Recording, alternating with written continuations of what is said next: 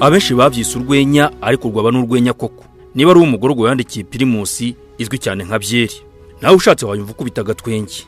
Yaturiye agira ati ku nshuti yanjye nkunda kandi nkumbuye, mpisemo kukwandikira iyi baruwa kuko ari bwo buryo rukumbi bunshobokera kukugezaho amakuru yanjye no kukubwira kandi ni ukuri rwose ndakubwiza ukuri. Reka nkubwira kandi ku mutima, niba uzi gusoma simbizi ariko mbona usirimutse nk'ubizi kuko nakubonanaga kenshi n'abaminuje wanatindana n'inkandagira bitabo ugashiga uzivugishije urufaransa. Primus naraye nkurose, ndota ngusanga iwawe ukanyakirana urugwiro ukampa icyicaro nkagusoma maze nkibagirwa gutaha. Nakurota nagira ariko sigaye nkwibazaho byinshi bigatuma nkeka ko ijya benshi bakumbwiragaho ntarafungwa byaba ari byo. Nguri inshuti mbi, ngurasenya, ngusenya ingo z'abandi, mbese ngo wabuzanyica. Hari n'ibindi byinshi bagiye bambwira. Oya ariko ndabizi ntabwo wabikora shenge, kuko ibazaho ibi byose nkeka ko bituruka ku kuba utaransura na rimwe mu myaka 15 yose maze mu buroko. Nyamara kandi njya no gufungwa uzi ko ari wowe wanyoheje ngakora icyaha. Ibi rwose bituma ntekereza ko ngukunda utankunda. Nikoze Primus we, aho ni wagize ngo nzakuvamo nawe bagufunge. Humura rwose urukundo nahoranye kandi nkigufitiye ntabwo rwatuma mbikora.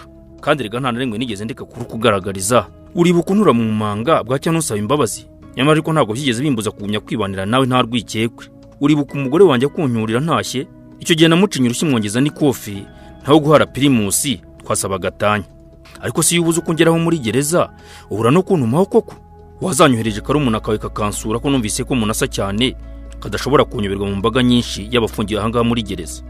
Barambwiye ngo kitwa Knowless, wenda disi kakunyibutsa urukumbuzi rukagabanuka, cyangwa nawe waramfuhiye aho nibatinye ko kanyigarurira nkuko umugore wanjye yahoraga gufitiye impungenge. Reka nkumarizo impungenge rwose, washatse ko kangeraho ntikaba undi mukobwa ugaherekeza kuko kanikundira n'abakobwa kurusha abasore. Nako reka ibyo tubivemo nkwibariza ikindi.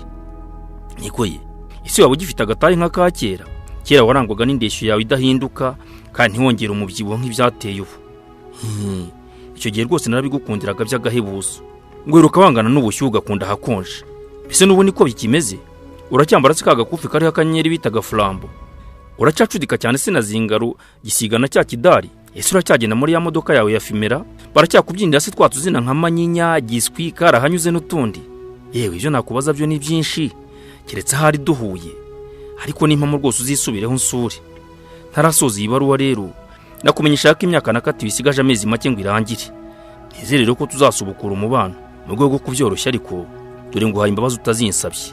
Irengagije ko utansuye rwose, ariko naho yibuze uzigomwe maze uzanyemerere ko ninza nzangeza mu gicuku ntarataha maze ugasatsa nkiryamira ntundaze rubunda kandi turi inshuti.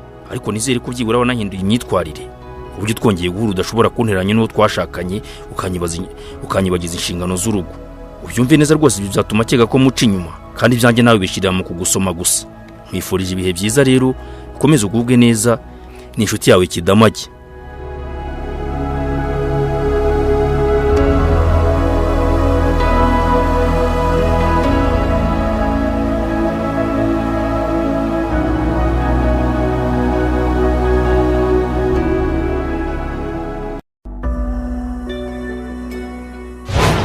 Hambere hisi politiki n'imiyoborere